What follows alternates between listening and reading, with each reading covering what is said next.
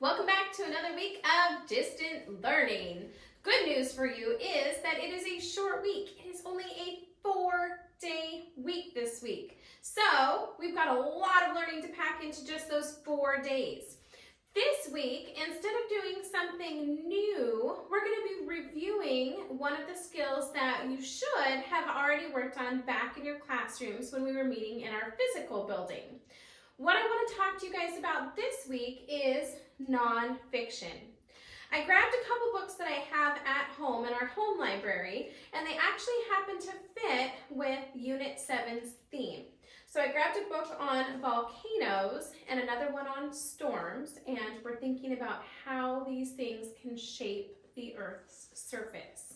Now, both of these books are examples of nonfiction. So boys and girls, I want to make sure that we remember what even is nonfiction. Nonfiction is real. A lot of students get mixed up when they hear the word nonfiction and they think that it's not real. But a trick to remembering is that it's not fake or not fiction, meaning that anytime you hear the word nonfiction, it means it is a real book. So if I were to read a nonfiction book about volcanoes, for example, I'm going to be reading a book about facts, real things about volcanoes. These are things that could happen, that have happened, real facts and information, not things that are made up. Why? Why do we have nonfiction books? Well, it's really, really important because nonfiction books can help teach and they can share information. So right now for Unit 7, you read last week a book about volcanoes, about a photographer that goes up really, really close to those types of volcanoes to get pictures. It's teaching you about volcanoes. It's teaching you about different careers. It's sharing information. If I wanted to learn, for example, something about storms, this book would be a good book to look at. It has information in here that could possibly help me understand about different types of weather, lightning, thunder, sandstorms, blizzards, and other types of examples of storms. So to teach and share information, I can learn about animals, I can learn about the solar system, I could learn how to build a table. There's lots of different things that are considered nonfiction. When we look at nonfiction, this is what I really want us to focus on for our lesson this week, is to be thinking about the important information that we as readers need to make sure that we're paying attention to. So boys and girls, as you're reading nonfiction, whether it's something like what I'm holding in my hands about volcanoes or storms, we need to make sure that we're always paying attention to names. So names are going to be usually easy for us to find. Remember, they're proper nouns, which means that they're going to be capitalized. But if there's a name in there, it might be the name of an important scientist. It might be the name of a person that maybe found a hurricane and the hurricane is named after. It could be an important name of a president. Names are usually important. And so if you're reading, take special note and file that back in your brain. Might be important to pull out later. Dates. Depending on what type of nonfiction you're reading, dates might be important. If I'm reading a history book or a history article, something that took place in the past, dates are definitely going to be important. I might need to know when an event took place. If I was reading a book about turtles, for example, it might not necessarily be important to pay special attention to dates, but you never know. Places are another important thing to pay attention to in nonfiction.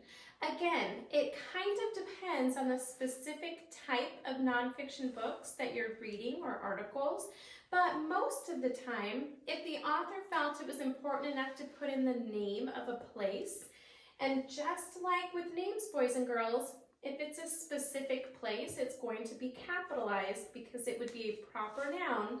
It's usually going to be important enough for us to file back in our brain to be able to pull out and to be able to use later.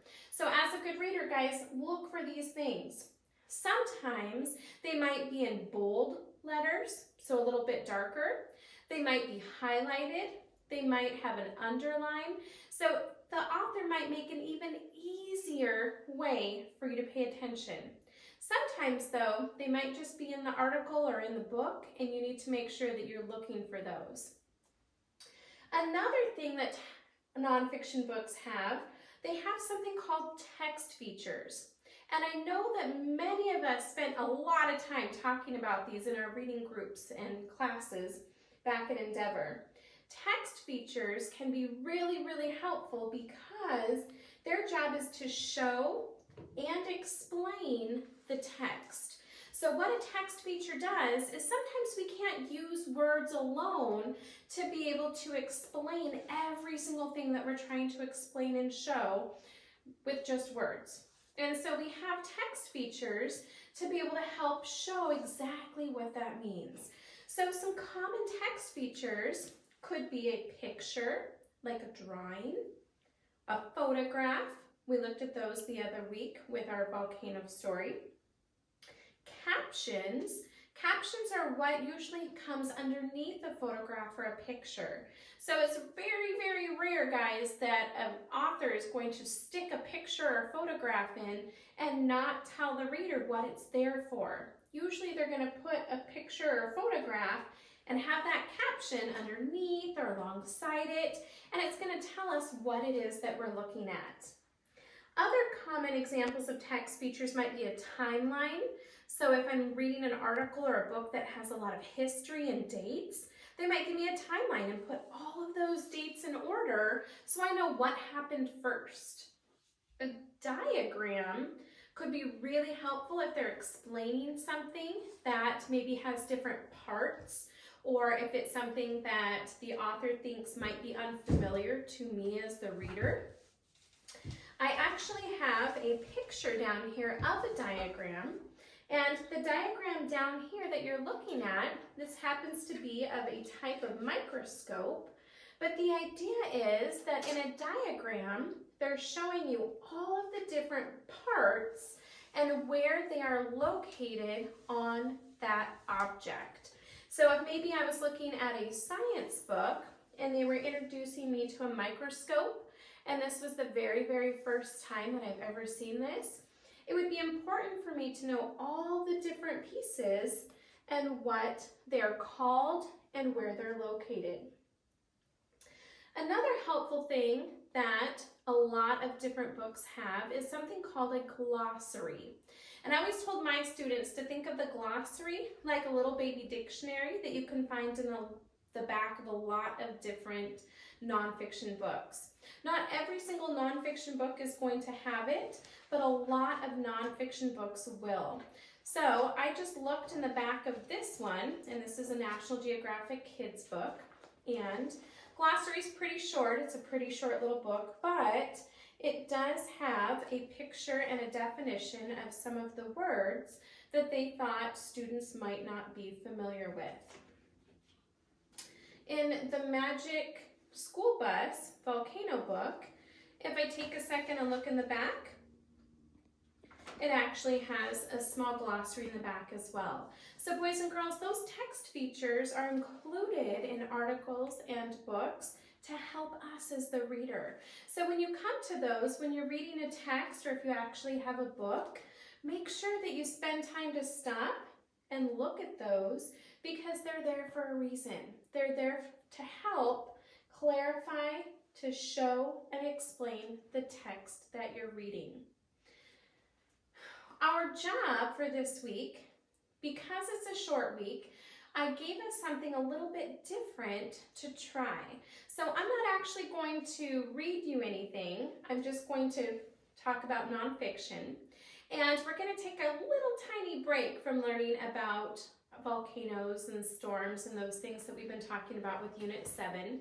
And the reason we have a short week this week, boys and girls, in honor of something called Memorial Day. And I felt that it was important for us to learn about Memorial Day, and I didn't want to do it after it happened because that seemed a little bit silly.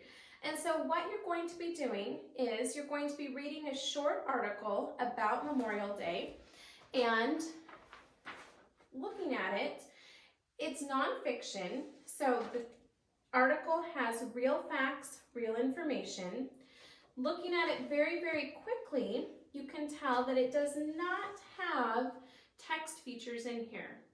It does, however, probably have some important names and dates, maybe a place that you need to make sure that you're focusing on. So your job is going to be to click on your link in your Google Classroom, read the Memorial Day article, and then you're going to click on the Google form and fill out the form to show what you've learned about Memorial Day and about nonfiction. Hope you guys are doing well. I hope that you have a fantastic 4-day week, and I'm excited to check in with you guys next week to continue our learning. Awesome job, third graders.